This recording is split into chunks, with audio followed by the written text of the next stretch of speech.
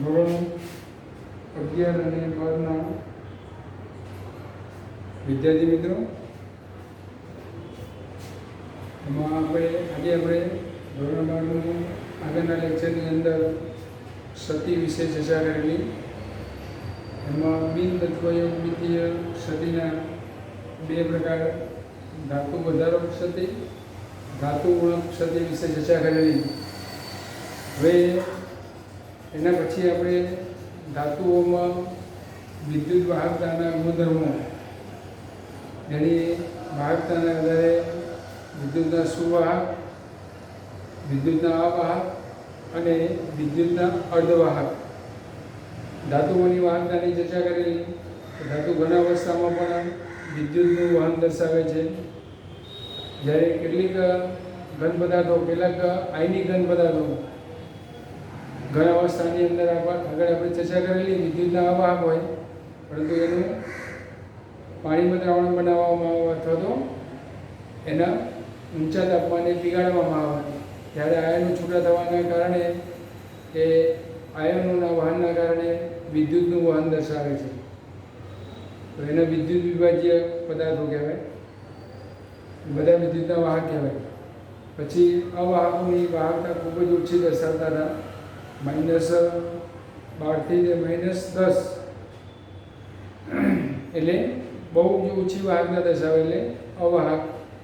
અને અર્ધવાહકો એ સામાન્ય તાપમાને ઓછી માત્રામાં ઇલેક્ટ્રોન, આપણે વાત કરી હતી એ પ્રમાણે સંયોજકતા પટમાંથી ચાલકતા પટમાં જાય છે, તેથી ઓછા પ્રમાણમાં વિદ્યુતની વાહકતા દર્શાવે.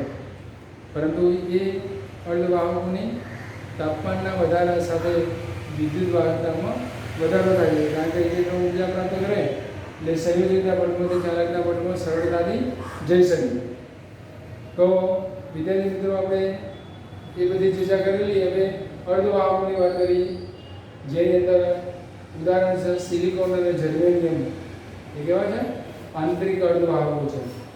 તો એ એટલી ઓછી વાહકતા દર્શાવે છે કે એનો મતલબ વિવિધ પ્રકારના ઇલેક્ટ્રોનિક સાધનોનો ઉપયોગ કરવો હિતાવહ નથી.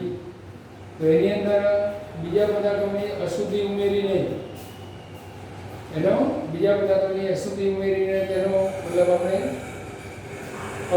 સારા એવા અર્ધવાહક તરીકે ઉપયોગ કરીએ. તો સિલિકોન અને જર્મેનિયમ જેવા આંતરિક અર્ધવાહકોમાં કેટલાક પદાર્થોને અશુદ્ધિ ઉમેરે, એની વાહકતામાં વધારો થાય. જે ઘટનાને અશુદ્ધિ ઉમેરવાની જે ઘટના થઈ એને કહેવાય ડોપિંગ. અશુદ્ધિના બદલે આપણે કેમિસ્ટ્રી શબ્દનો યુઝ કરીએ, ડોપિંગ. હવે ડોપિંગની વાત કરીએ તો ડોપિંગમાં બે પ્રકારના મતલબ આપણે ડોપિંગ કરીશું. ઇલેક્ટ્રોન સમૃદ્ધિ અશુદ્ધિ. આપણે જાણીએ છીએ કે આંતરિક અર્ધવાહકો સિલિકોન અને જર્મેનિયમ, તો જર્મેનિયમ અને સિલિકોન આવર્ત કોષ્ટકમાં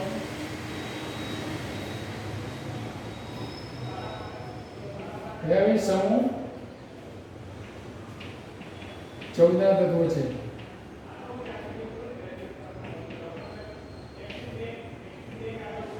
તો તેના મતલબ 4 શું છે ભાઈ? સંયોજકતા ઇલેક્ટ્રોન છે.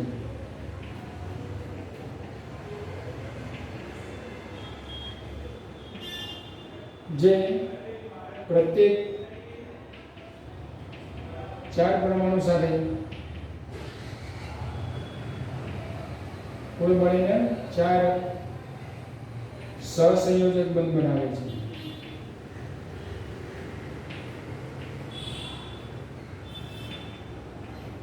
જો આકૃતિની અંદર એક સિલિકોન પરમાણુ હોય, ધારો કે છેડાનો નહીં લેવાનો, વચ્ચે લેવાનો, તો એના 1, 2, 3 અને 4 ઇલેક્ટ્રોન આની સાથે એક ઇલેક્ટ્રોનની ભાગીદારી કરે પડોશી સાથે, એટલે કેટલા થાય? ટોટલ અષ્ટકેન્દ્ર પૂર્ણ થાય. એટલે કે 4 પરમાણુ સાથે 4 સહસંયોજક બંધ બનાવે, એક ઇલેક્ટ્રોન કિંમતથી એક બંધ બને. હવે આ અર્ધવાહકોમાં અર્ધવાહકોની અંદર સમૂહ 15 ના તત્વો જેવા કે ફોસ્ફરસ અથવા તો આર્સેનિક નું શું કરવામાં આવે? ડોપિંગ કરવામાં આવે. આર્સેનિકનું ડોપિંગ કરવામાં આવે, ડોપિંગ કરવામાં આવે છે. તો આ સમૂહ બંધનના તત્વો છે. કાર્ડ કાર્ડના તત્વો એના મતલબ સંયોજકતા ઇલેક્ટ્રોન કેટલા થશે? 5. આ તત્વોના 5 સંયોજકતા ઇલેક્ટ્રોન.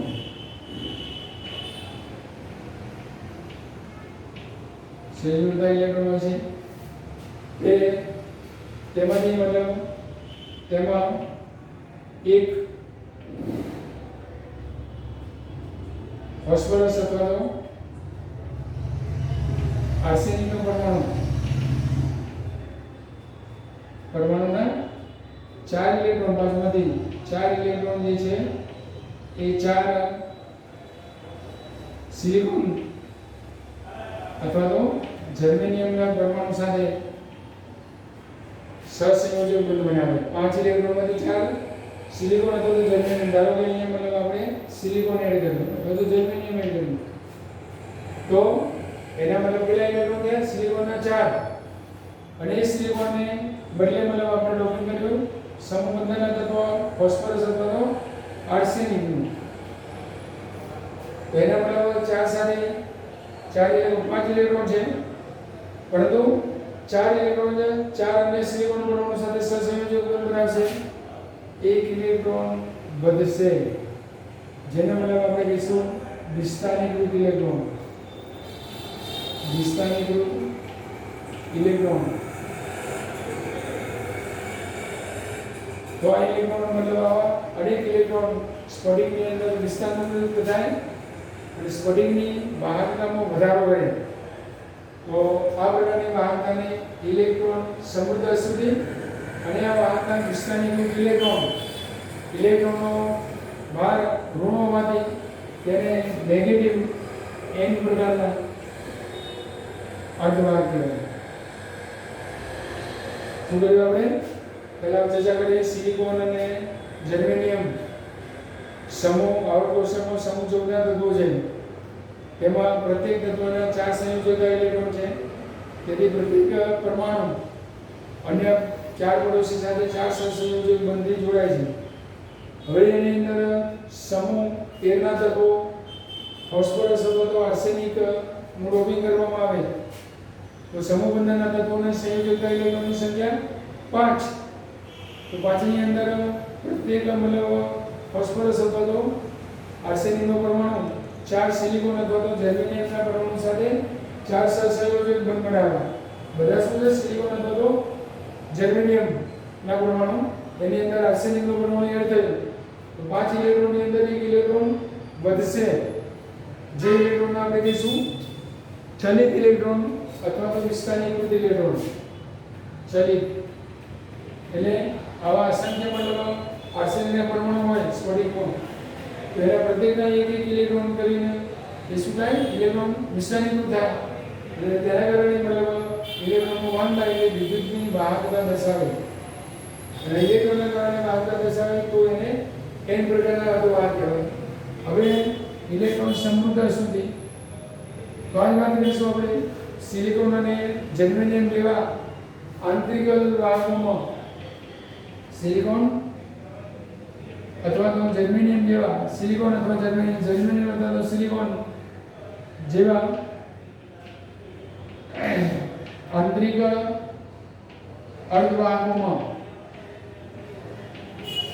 સમૂહ અને આજુબાજુના જોવા જઈએ 14 સમૂહના તત્વો હતા બંને, એની અંદર 15મો સમૂહ, એના બદલે સમૂહ 13 ના તત્વો જેવા કે boron, aluminium, gallium NAD, Ga જેવા મતલબ તત્વોનું ડોપિંગ કરવામાં આવે તો સમૂહ 13 ના આ તત્વોના સંયોજકતા ઇલેક્ટ્રોનની સંખ્યા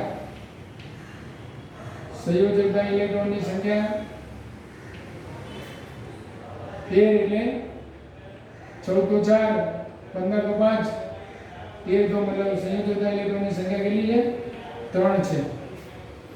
પહેલા 3 ઇલેક્ટ્રોન સિલિકોન અથવા તો જર્મેનિયમના પરમાણુ સાથે 3 સહસંયોજક બંધ બનાવશે અને 1 ઇલેક્ટ્રોન અપૂર્ણ રહેશે. બરાબર. અને આની અંદર આપણે દર્શાવીએ તો આર્સેનિકના બદલે મતલબ શું આવ્યું?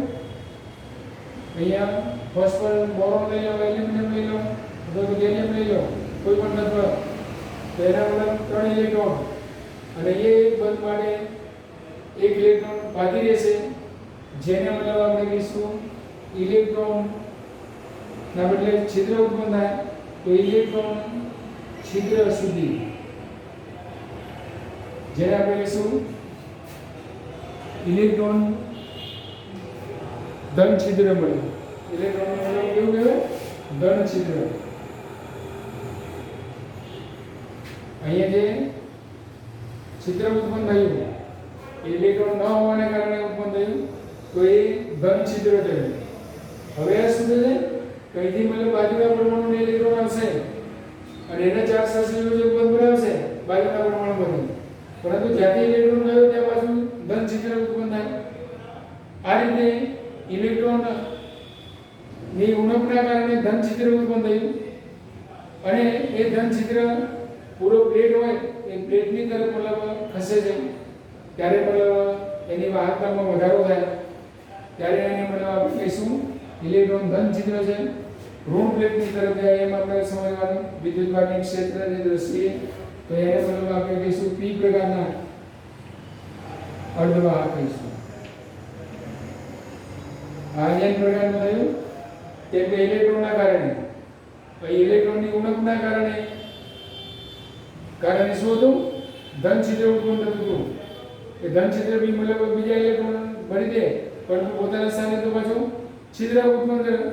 તો આવા ધન છિદ્ર છે એ સ્ફટિકની અંદર મતલબ જે ઋણવાળી પ્લેટ હોય એ પ્લેટની તરફ આકર્ષાય, અને ધન ઋણ વચ્ચે આકર્ષણ થવાથી એ વિદ્યુતની વાહકતા દર્શાવે, અને ધન છિદ્રના કારણે પોઝિટિવ એટલે એના પી પ્રકારના અર્ધવાહક કહેવામાં આવે છે. આ રીતે સિલિકોન અને જર્મેનિયમ એકલાનો મતલબ આપણે ઉપયોગ કરીએ તો વાહકતામાં કોઈ ખાસ ફરક પડે નહીં, જે પ્રાયોગિક રીતે નુકસાનકારક સાબિત થાય. પરંતુ આપણે એન પ્રકારના અથવા તો પી પ્રકારના મતલબ પદાર્થો સમૂહ ક્રમશઃ 15 અને સમૂહ 2 ના પદાર્થોનું ડોપિંગ કરવામાં આવે તો એની વાહકતામાં ખૂબ જ વધારો થાય, જેનો વિભિન્ન ક્ષેત્રમાં ઉપયોગ કરવામાં આવે છે. તો આપણે જોઈશું એન અને પી પ્રકારના અર્ધવાહકોનો ઉપયોગ. તો ડાયોડ જે ટીવી, ટેપ રેકોર્ડર વગેરેની અંદર આપણે ઉપયોગ કરવામાં આવે છે, એ ડાયોડ એન અને પી પ્રકારના અર્ધવાહકોનું સંયોગીકરણ છે. કોઈની અંદર એન પ્રકાર, કોઈની અંદર પી પ્રકાર. તો અને તે રેક્ટિફાયર તરીકે, ડાયોડ જે હોય રેક્ટિફાયર તરીકે ઇલેક્ટ્રોનિક ઉપકરણ છે, સાધન છે, રેક્ટિફાયર તરીકે વપરાય છે. તો ટ્રાન્ઝિસ્ટર બનાવવું હોય તો એની એક અર્ધવાહકને બીજા બે અર્ધવાહકો વચ્ચે મતલબ શું કરવાનું? સેન્ડવિચ કરવામાં. તો ટોટલ 3 પ્રકારના એનપીએન અથવા તો પીએનપી થાય ઉદાહરણની અંદર સેન્ડવિચ બનાવવાની. તો એનપીએન અથવા તો પીએનપી પ્રકારના ટ્રાન્ઝિસ્ટર જે છે એ ટ્રાન્ઝિસ્ટર રેડિયો અથવા તો ઓડિયો સિગ્નલને પારખવા માટે વપરાય છે, સેન્ડવિચ બનાવવાનું.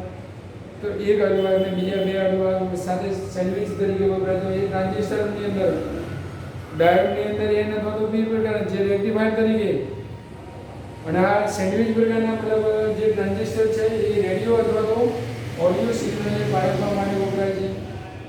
પછી સોલર પ્લાન્ટ એટલે કે સૌરકોષ, એ સૌરકોષ એક કાર્યક્ષમ ફોટોડાયોડ છે, અને જે મતલબ પ્રકાશ ઉર્જાને વિદ્યુત ઉર્જામાં રૂપાંતર કરે છે. અત્યારે તમે સૌર ઉર્જાના કેટલાક ઘણા પ્લાન્ટ દરેક લોકો મતલબ ધાબા ઉપર લગાવે છે. થોડો ખર્ચો મોંઘો છે, કેમ કે સિલિકોન અને જર્મેનિયમ ને બધું પ્રાપ્ત કરવું મોંઘું છે. એનું ડોપિંગ કરવામાં એ તાર જે છે સ્લાઇડ ઉપર એ તાર એના છે, અને એનો ફોટોડાયોડ બનાવવામાં જે વિદ્યુત ઉર્જા, પ્રકાશ ઉર્જાનું વિદ્યુત ઉર્જામાં રૂપાંતર કરે.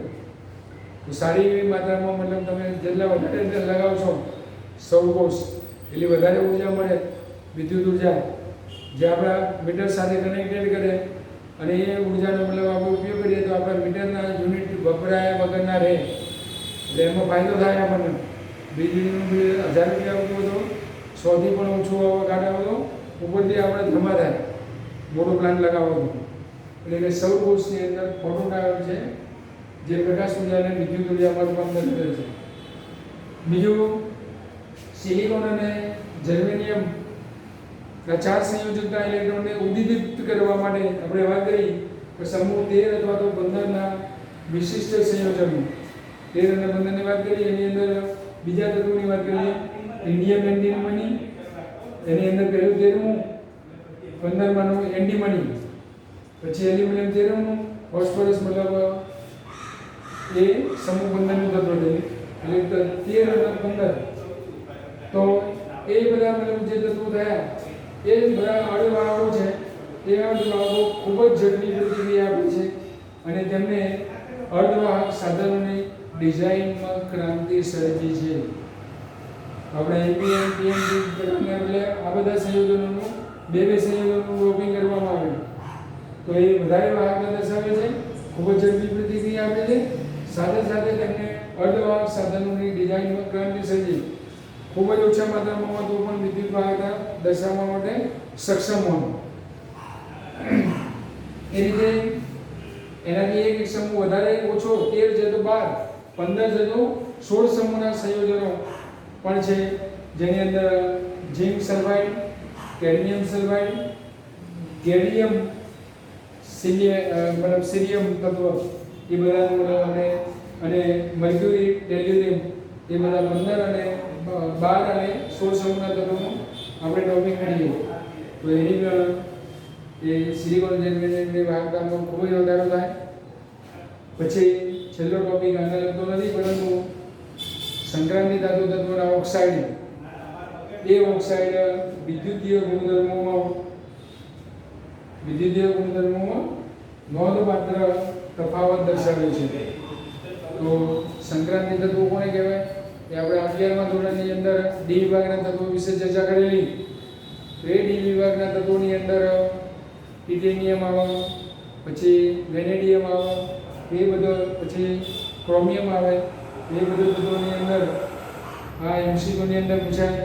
ટીઆઈઓ, સીઆરઓ અને આરઈઓ3 ધાતુની જેમ વર્તે છે, એટલે કે ધાતુ જેવા ગુણધર્મો ધરાવે, એટલે વિદ્યુતના વાહક છે. આ પ્રકારના ઓક્સાઇડ ધાતુ તો હોય પરંતુ એના ઓક્સાઇડ પણ વિદ્યુતના વાહક. ટિટેનિયમ ઓક્સાઇડ, સીઆરઓ2 અને આરઈઓ3. એની અંદર આરઈઓ3 નો દેખાવ અને એની વિદ્યુત વાહકતા કોપર ધાતુ જેવી છે, કોપર ધાતુ જેવી. અને વેનેડિયમના ત્રણેય ઓક્સાઇડ વીઓ, વીઓ2, વીઓ3 અને ટીઆઈઓ વિદ્યુતનો વાહક હતો, જ્યારે ટીઆઈઓ3 તાપમાન આધારિત ધાતુય ગુણધર્મો ધરાવે, પરંતુ એ અવાહક, વિદ્યુતના અવાહક હોય. આની અંદર વિદ્યુતના વાહક કયા છે? આ ત્રણ લઈ લે, આની અંદરથી એક લઈ લે તો વિદ્યુતના અવાહક કયા છે? આ ત્રણ લઈ લે, આમાંથી એક લઈ લે તો વિદ્યુતના વાહક કયો છે, મતલબ ઓક્સાઇડ. અને કયા ઓક્સાઇડનો દેખાવ અને વિદ્યુત વાહકતા કોપર ધાતુ જેવો છે? તો આપણે આરઈઓ3ના એમસીક્યુની અંદર સહી સાચું આપ્યું છે. બરાબર? આ પ્રમાણે મતલબ આપણે વિદ્યુતીય ગુણધર્મોની અંદર અર્ધવાહકોની વાહકતા વધારવા માટે ડોપિંગ પદ્ધતિની વાત કરી, જેની અંદર ઇલેક્ટ્રોન સમૃદ્ધ સુધી તો સિલિકોન અને જર્મેનિયમ સમૂહ 14 તત્વો છે. એ 4 સહસંયોજક બંધ બનાવે દરેક પરમાણુ અન્ય પરમાણુ સાથે, અને એની અંદર મતલબ ડોપિંગ કરવામાં આવે સમૂહ 15 ના તત્વો. ફોસ્ફરસ તત્વો તો આર્સેનિક સાથે, એની અંદર 5 સંયોજકતા ઇલેક્ટ્રોન હોય તો એની અંદરથી મતલબ 5ની અંદર ધારો કે અહીંયા આર્સેનિક હોય તો એના 5 ઇલેક્ટ્રોનમાં 4 ઇલેક્ટ્રોન સહસંયોજક બંધ બનાવે, એક રે મુક્ત રહે. એવા ઇલેક્ટ્રોનને આપણે કહીશું ચલિત. સ્ફટિકની અંદર ગતિ કરે અથવા તો એના વિસ્તારની સ્થાન નિશ્ચિત ન હોવાથી અને એ ઇલેક્ટ્રોનના કારણે સિલિકોન અને જર્મેનિયમની વાહકતામાં વધારો થાય. તો આ ઇલેક્ટ્રોનના કારણે થતો વધારાને આપણે કહીશું એન પ્રકારના અર્ધવાહક. એ રીતે બી પ્રકારના અર્ધવાહકની અંદર સમૂહ 13 ના તત્વો જેવા કે બોરોન, એલ્યુમિનિયમ અને અથવા તો ગેલિયમ, 13 મતલબ સમૂહ 13 ના તત્વો. તો એના સંયોજકતા ઇલેક્ટ્રોન કેટલા? 3 તો 3ની અંદર મતલબ એક ઇલેક્ટ્રોન બાકી રહેશે, બાકીના 3 તો સહસંયોજક બંધ બનાવે તો ત્યાં ઇલેક્ટ્રોનનું છિદ્ર ઉત્પન્ન થાય જેને ધન છિદ્ર કહીશું આપણે. હવે આ ધન છિદ્રની પૂર્તિ કરવા માટે બાજુ પડોશી ઇલેક્ટ્રોન હોય એ ઇલેક્ટ્રોન ત્યાં જઈને એને 4 સહસંયોજક બંધ બનાવે પરંતુ પોતાના સ્થાને તો એ ધન છિદ્ર દર્શાવે. આ રીતે ધન છિદ્રો મતલબ સ્ફટિકની અંદર ચલિત થાય અને સિલિકોન અને જર્મેનિયમ ના 4 સંયોજકતા ઇલેક્ટ્રોનને વિસ્થાપીકૃત કરે અને તેના કારણે મતલબ એની વાહકતામાં વધારો થાય જેને આપણે કહીશું પી પ્રકારના અર્ધવાહકો. કેમ કે ધન છિદ્ર જે છે એ ઋણ બાજુ પ્લેટ તરફ આકર્ષાય અને વાહકતામાં વધારો કરે જેને પી પ્રકારના અર્ધવાહક કહીએ. પછી એની ઉપયોગિતાની વાત કરી છે આપણે, બરાબર. ટ્રાન્ઝિસ્ટર, ડાયોડ, પછી પીએનપી, એનપીએન ટ્રાન્ઝિસ્ટરની અંદર પ્રકારના સેન્ટ્રીફ્યુગલ અર્ધવાહકો, પછી બીજા મતલબ સિલિકોન અને જર્મેનિયમને સમુદ્ર અને 15 અન્ય તત્વોને મતલબ સંમિલિત કરી એનું ડોપિંગ કરવામાં આવે તો વિદ્યુત વાહકતામાં ખૂબ જ વધારો થાય જેની અંદર 15 અને 13 અને 15ના જે તત્વો છે એ અર્ધવાહકોએ ખૂબ જ ઝડપી પ્રતિક્રિયા આપે છે અને અર્ધવાહક સાધનોની ડિઝાઇનમાં ક્રાંતિ સર્જી છે. સૌરકોષની અંદર બી ફોટોડાયોડનો ઉપયોગ કરવામાં આવે જે પ્રકાશ ઊર્જાનું વિદ્યુત ઊર્જામાં રૂપાંતર કરે. પછી સંક્રાંતિ ધાતુ તત્વોના ઓક્સાઇડની વાત કરી, ટીઆઈઓ, સીઆરઓ2, આરઈઓ3 એ ધાતુની જેમ વર્તે એટલે ધાતુ જેવી વાહકતા દર્શાવે જેની અંદર આરઈઓ3 પ્રકારના ઓક્સાઇડનો દેખાવ અને વાહકતા કોપર ધાતુ જેવી છે, જ્યારે બીઓ, બીઓ2, બીઓ3 અને ડીઆઈઓ3 વગેરે મતલબ ઓક્સાઇડ છે એ તાપમાન આધારિત ધાત્વીય અને વિદ્યુતના અવાહકતાના ગુણધર્મો દર્શાવે છે. નીચેના પેરેગ્રાફમાંથી એમસીક્યુ એક અથવા તો એનપીએન પ્રકારના મતલબ ફોટો ઇલેક્ટ્રોન સદી અથવા તો ઇલેક્ટ્રોન સમૃદ્ધિ સદી એ 2 માર્ક્સમાં પૂછાય અથવા તો એની અંદરથી એમસીક્યુ પૂછાય. ઓકે, અત્યારે મતલબ આપણે ચેપ્ટરનો અંતિમ ચરણમાં જઈ રહ્યા છીએ જે આપણે નેક્સ્ટ આવતા લેક્ચરની અંદર ચર્ચા કરીશું જે છે મતલબ ઘન પદાર્થોના વિદ્યુતીય ગુણધર્મો. તો સોરી મતલબ વિદ્યુતીય ગુણધર્મો ચર્ચા કરી કે આપણે એના ચુંબકીય ગુણધર્મો વિશે ચર્ચા કરીશું. એ ચુંબકીય ગુણધર્મોના આધારિત એના અલગ અલગ 5 પ્રકાર છે જેની વિગતે ચર્ચા આપણે આવતા લેક્ચરમાં કરીશું. અત્યારે જય સ્વામિનારાયણ.